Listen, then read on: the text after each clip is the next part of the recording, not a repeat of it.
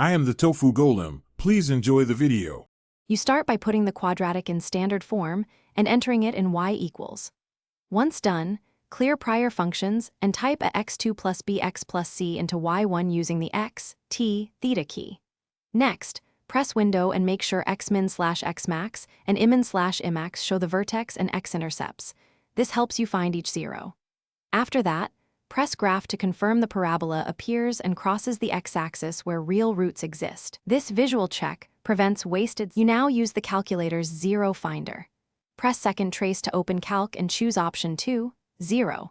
For the first root, move the cursor left of the intercept and press enter for left bound, then move right of it and press enter for right bound, and finally press enter again as a guess. The TI-84 computes the root. Write it down. Once done, repeat the exact left/right/guess sequence for the other intercept to get the second root. You finish by recording both x-intercepts and verifying them. Press second trace, choose value, enter each root into y1 to see the result is near 0. If you need exact fractions, use math right arrow frac on the decimal result, otherwise round appropriately. If the zero routine fails, make sure the parabola actually crosses the axis, widen the window, or re-enter the equation. Common issues are incorrect signs or missing coefficients. This quick check fixes most problems. Thanks for watching. Consider subscribing if we helped you today.